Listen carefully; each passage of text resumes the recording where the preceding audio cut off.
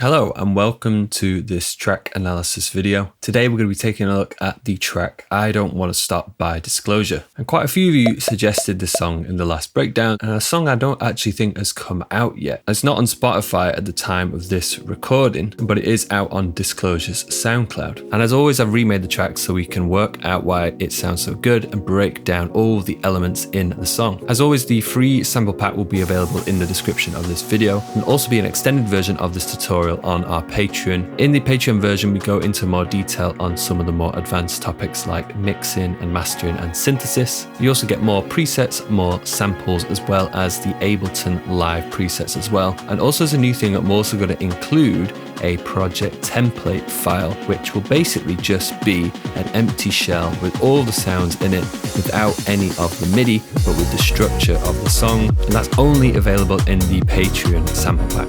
Now, before we get into the video, I want to let you know that we have 20% off right now as part of our summer sale. You'll get 20% off all online one-to-ones, as well as 20% off our soft clipper plugin called Auto Clip. Head to the link in the description below to claim those deals now. The sale ends on Friday, the 18th of July. And without further ado, let's get into the video.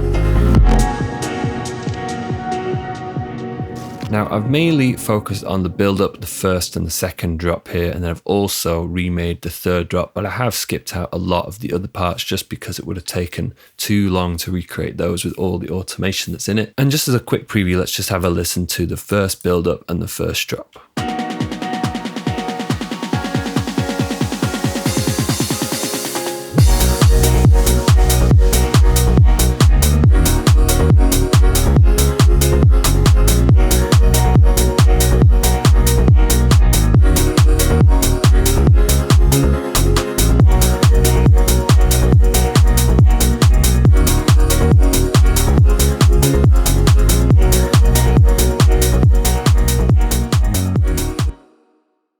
So as always, let's start out with the tempo in the top left here, which is 139 beats per minute, which is actually quite fast for a track like this. The structures you can see at the top follows this 8-bar or 16-bar sequence in total, where you have these kind of main sections of 8 bars where something will change in between them, but overall the track is split up into the bigger 16 bars with a few variations dotted in, like this 8-bar section in here for the build up to the second drop. And then the build up here is interesting because it's got an 8-bar section, this short 4-bar section, and then this looped 8-bar section. And this is a little bit awkward because it adds up to 20 bars in total instead of say 16, 8 or 32, which could make it a little bit difficult for a DJ if you were trying to mix at this part of the song. The song is about 4 minutes 45 seconds. This is a club edit version of the song because it's got a long intro and an outro though. So straight away, let's talk about the main part of the song, which is actually a sample. So everything that you hear in the song, apart from the drums, the bass, the stuttery kind of synth, and then a piano, have all been sampled from a track. And a shout out goes to one of my Modulate students called DJ Dimsim, who actually suggested this breakdown when it came out, I think around about 2 months ago. And whilst he was waiting, he actually showed me the original sample. And the sample is called Love in the Darkness by The Offering. It's quite a simple track. There's quite a big long intro, but in the middle part of the song is where the sample comes in. There are the two different sections, the one with the higher pitch vocal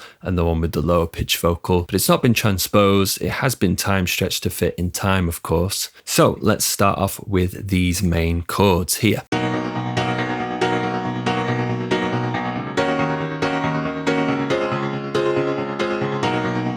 Now, the first thing I'm sure that jumps out with these chords is that final chord. And this does bring us on to the key of the song, which is quite an interesting one. So most of the notes live in the key of D sharp minor. The first chord actually starts on the note of B as the kind of root note or the bass note of the chord. But like with a lot of other breakdowns, really it's focused around the D sharp minor overall. And the chords that we're using are just these kind of extended seventh chords. We've got a B on the bottom here. We have another B an octave above that. We have the fifth note above that.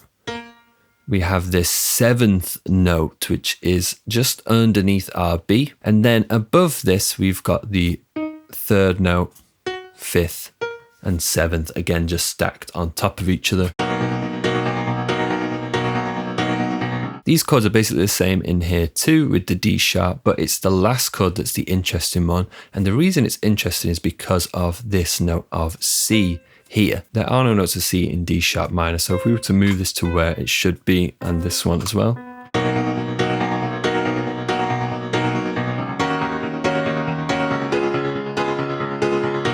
it sounds pretty terrible. And the first thing I thought of was, is this in a mode? And it does kind of fit a little bit with the Dorian mode, which has a sharpened sixth note. The C here is the sixth note. If we would go down, first, seventh, sixth there. But if we look at the bass note down here, this is on our beat, which actually is within our D sharp minor scale and is not in D sharp Dorian, as you'll see there. So there is no kind of key or scale that's going to fit with all of these chords, because the B, C and the C sharp are all a semitone apart, which you don't get in your regular modes. So this last chord over here is called a borrowed chord or a parallel chord, but it's basically where instead of having a minor chord in here, we have converted this to a major chord. So we've just shuffled this third note here up by a semitone, and that's what gives it that interesting feel. The rhythm is interesting here because we have these dotted quarter notes, which are a quarter note or a beat and a half of itself, which creates that nice syncopated feel. And then the bass note is playing this eighth note rhythm here to add a bit of a driving feel in the bottom end. Now, of course, the original is a sample from someone playing a real piano. So to try and make our chords a little bit more realistic, there are a few things that we can do. You'll see, for example, straight away that I have a lot of velocity change in here, even between some of the notes one after another. So this is 96, this is 87, 72, and most of these are just random numbers. So I'll generally just go around, grab a note, holding down Command in Ableton, and just bring the velocity down. And I've also used this down here in these bass notes as well. You can see that these notes that line up with our chords have a slightly higher velocity of 101 compared to the ones in between. This kind of glues the top half of the chord and the bottom together. Another thing I've got on this track as well is this MIDI effect called velocity. And when we turn the random up down here, all it does is it randomizes every single note coming into it on a note by note basis. So all the notes will be completely randomized in terms of their velocity in a range of 10 there. So it's not doing a lot, but again, it's those tiny little variations that are going to make it sound more natural. And then finally in Ableton, I've got my groove turned on here with my swing, which is just part of the general feel of the song. But in the groove pool up here, I've also turned up the random timing to 12%. And if I commit this to this clip that you can see, you'll see it's just shuffled some of the notes slightly in and out of time with each other. And it does this again randomly every single note that plays. And we're trying to introduce that human feel, not being able to perfectly play every single note at exactly the same time. And to really show the difference here, this first clip that I've got has none of those effects on, and the second one has everything we just talked about on.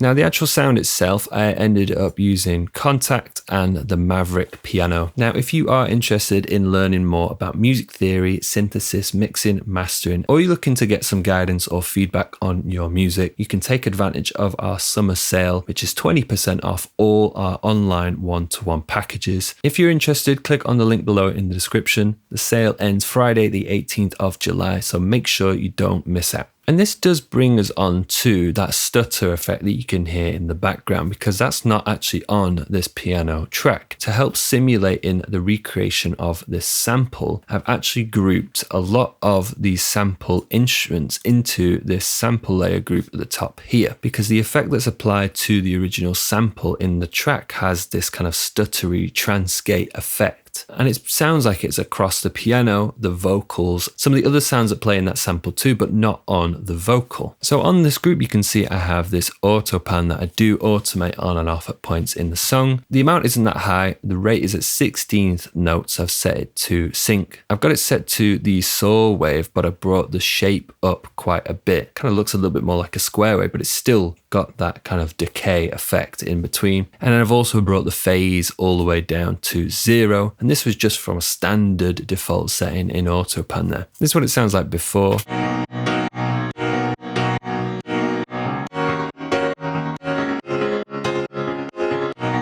So as part of this sample, we also have these vocal chords.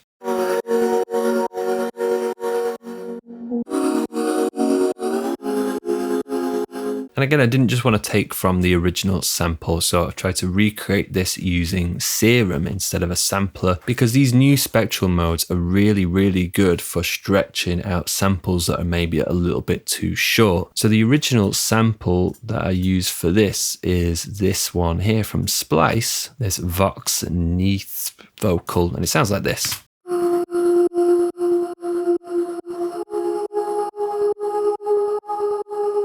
I dragged it into Serum's oscillator and chose the spectral mode. And I've got an envelope here assigned to the scan rate. So the scan rate starts at quite a high rate, so you get that initial fade in, but then it basically stops on 0.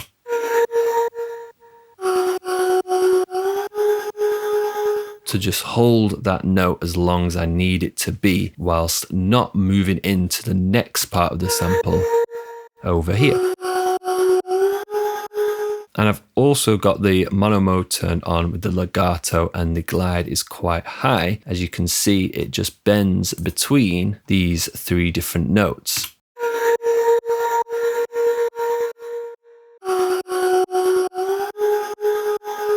And this is why I basically had to split all of these into their own separate channels. And the top 2 tracks here, the synth vocal 1 and 2, they're both that patch that we just saw then. And these 3 layers on the bottom are very similar. They just have this filter.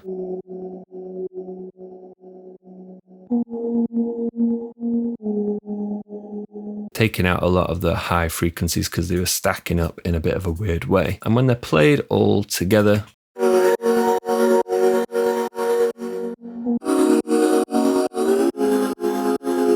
and things to point out in here, we've got these 2 tracks here that are kind of doing the opposite of each other. This is moving up when this is moving down. And then this here in particular is when they're both kind of bending away from each other using that pitch bend.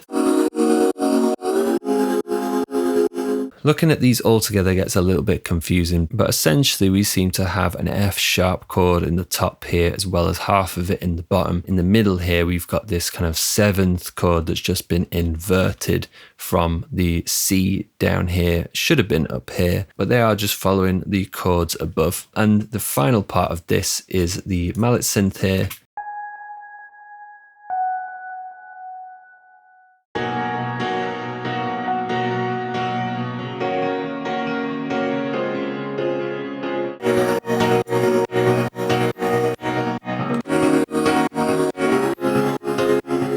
And this brings us on to the first main part that was actually added by Disclosure in the song, which is the bass. And the bass is quite interesting because it's the main driving force of the song, or at least I think it is. It plays quite a different rhythm to the chords above, mainly focusing around these 8th notes, these longer dotted 8th notes. And then every now and again, they have these short 16th notes in here. And when you listen to that with the chords above, they're kind of playing slightly different rhythms.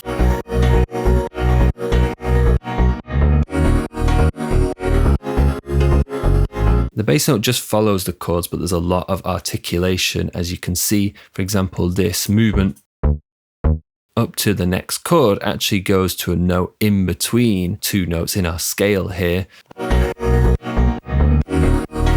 And then we have these octaves jumping back up and down between octaves, and then another run back up to our beginning note of B here again. And the other interesting thing about the bass is the amount of variation that goes on throughout the track. And you basically have these 4 variations here. So variation 1 is the one we just looked at. Variation 2.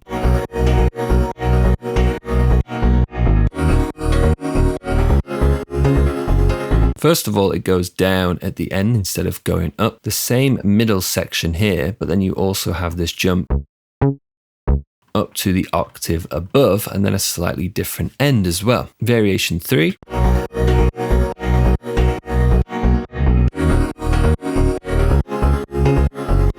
Very similar to variation 2, but again, the bass note just does this kind of up and down pattern instead of doing that step sequence. Very similar end though, but it has the same ending as variation 1. And then variation 4.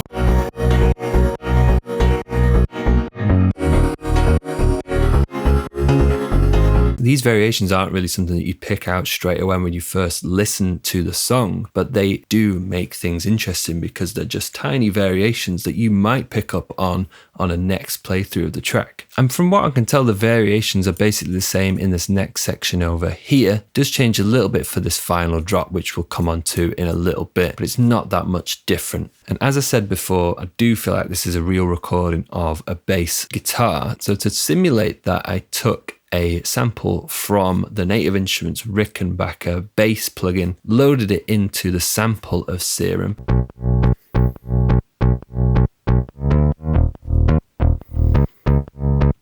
I use a tube warp down here to give it a little bit of extra grip. And then I've also got this sent to filter 1 as well, which is being controlled by envelope 2 on the cutoff. I feel like it did need a little bit more weight, and so I added in these 2 oscillators. I did add this one in first, which is a kind of custom wavetable.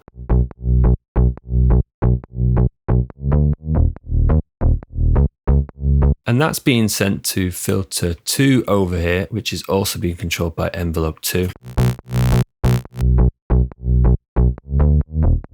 That was to help beef up the low end, but also just add a tiny little bit of a click at the beginning, as you'll hear.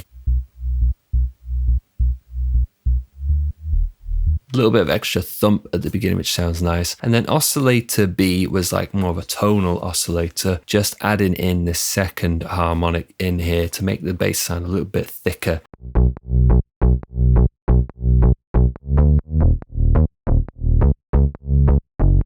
Envelope 1, we've got fast attack. The sustain is a little bit lower, but not completely down. It's only at -4 with a decay of 500 milliseconds. In the effects, I've got an equalizer cutting out some of the low mids and boosting some of the high frequencies too. I've also got a compressor on here with a little bit of a longer attack, fast release. I did have distortion in here, but as you'll see, I actually used Decapitator instead. There will be a non-Decapitator version in the preset pack below as well. And again, it's another thing that I've seen in streams from Disclosure Online, because they like to stream a lot of their stuff. And if you haven't seen that, by the way, you should definitely check that out. But they use a lot of sound toys, and especially Decapitator, which is a great distortion saturation plugin. And this is what it sounded like before Decapitator.